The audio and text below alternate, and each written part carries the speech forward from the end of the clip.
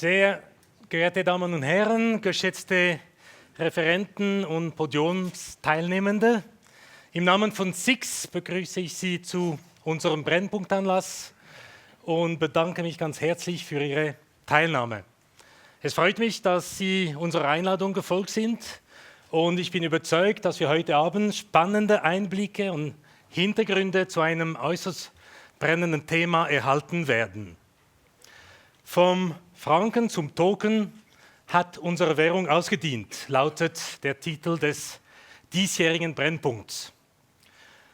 Angesichts der äußerst lebhaften Diskussionen über das Design und insbesondere die Faltbarkeit der neuen 50er-Note muss ich selbstkritisch feststellen im Nachhinein, dass wir den Titel eigentlich falsch ausgewählt haben. Der Franken hat keineswegs ausgedient. Banknoten und Münzen scheinen für viele Leute noch eine emotionale Komponente zu besitzen, die das elektronische Geld nicht bieten kann. Anders ist es ja kaum zu erklären, wie gewissenhaft der Falz des 59er getestet wurde.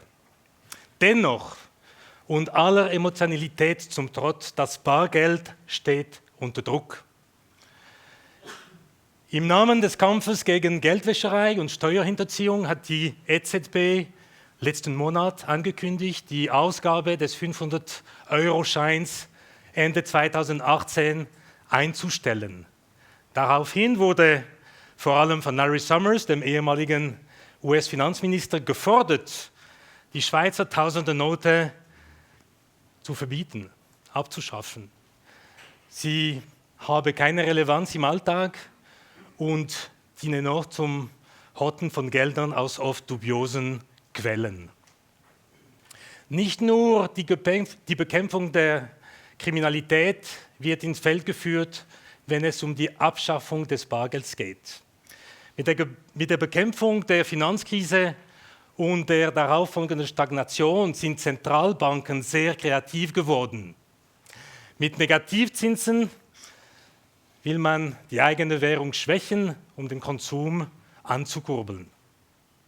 Mittlerweile haben Notenbanker und gewisse Ökonomen entdeckt, dass Negativzinsen an Grenzen stoßen, sobald die Bürger beginnen, ihr Spargeld unter der Matratze zu verstecken. Und um das zu verhindern, kursieren Ideen, das Bargeld sogar gänzlich abzuschaffen. Aber für alle, die jetzt ihr Bargeld unter der Matratze oder im Sparstrom verstecken möchten, kann ich Entwarnung geben. Vielleicht braucht es in Zukunft kein Bargeld mehr, um den Negativzinsen zu entrinnen. Auf der ganzen Welt arbeiten IT-Cracks an neuen Transaktionsplattformen und digitalen Währungen. Und diese sollen fälschungssicher sein und vor allem privat geschöpft werden. Und wenn wir diesen Gedanken noch weiterspinnen, der Bürger könnte damit ein einfaches Opting-out für einen wesentlichen Bestandteil eines Nationalstaats erhalten. Denn mit digitalen Währungen kann sich der Bürger der Währungspolitik und der staatlichen Kontrolle von Finanzflüssen entziehen. Ob diese Währungen sich in Zukunft etablieren werden, ist noch schwierig abzuschätzen. Immerhin akzeptiert die Stadt Zug, vielleicht mehr aus Marketinggründen, Bitcoins zur Begleichung von behördlichen Rechnungen.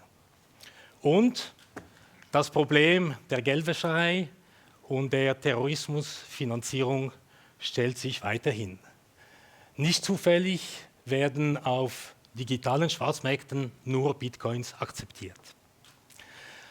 Angesichts der Entwicklungen von digitalen Währungen erscheint die Vollgeldinitiative, die letzten Dezember eingereicht wurde, als Anachronismus. Das Recht, Geld zu schöpfen, soll den Geschäftsbanken entzogen und der Nationalbank vorbehalten sein. Ob sich ein staatliches Geldmonopol in einer Welt voll digitaler Währungen noch durchsetzbar ist, ist fraglich. Neben diesen grundsätzlichen Überlegungen stellen sich mir noch weitere konkrete Fragen. Bargeld ist bei vielen Menschen noch ein wichtiger Pfeiler der individuellen Freiheit und der finanziellen Privatsphäre. Was passiert, wenn digitale Währungen in falsche Hände geraten? Verlieren wir die Kontrolle über das ganze Finanzsystem und schaffen neue digitale Währungen, neue Bedrohungsszenarien, wenn wir zum Beispiel an Cyberkriminalität denken.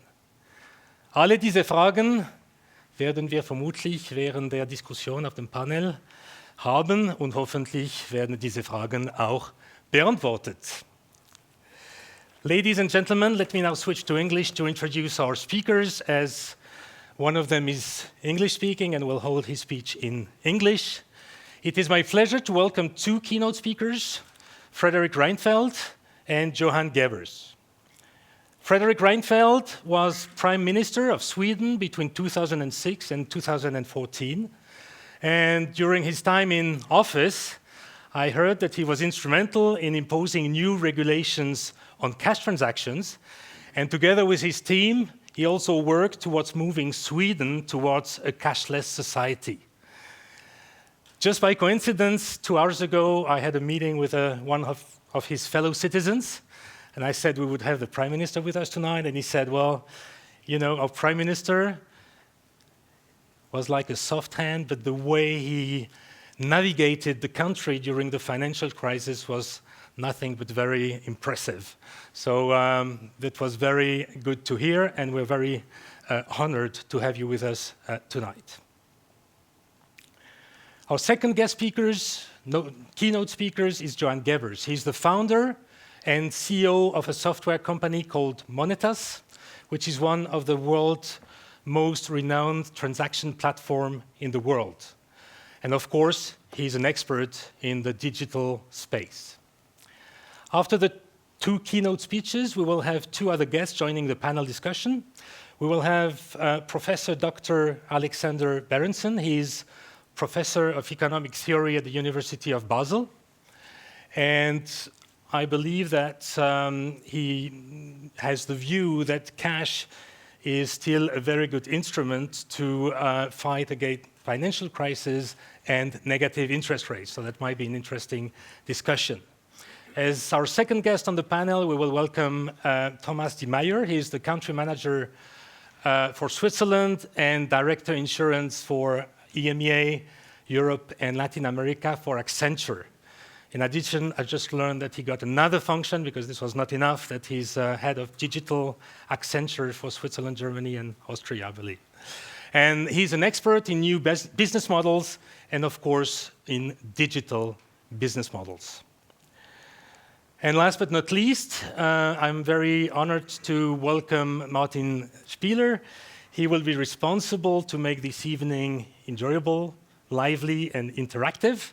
Martin Spieler was editor-in-chief of a very well-known Sunday newspapers in Switzerland, the Sonntagszeitung, and today he works as a columnist, TV moderator, and financial expert. So, ladies and gentlemen, at this stage, I would like to thank the speakers for having joined us, for you being with us tonight, and of course, thinking that you have sacrificed one of the most famous soccer games in the history of Switzerland. This is a great achievement. So now I would like to hand over to Martin Spieler. Thank you for being here, and I wish you a very inspiring and enjoyable evening. Thank you. Thank you so much.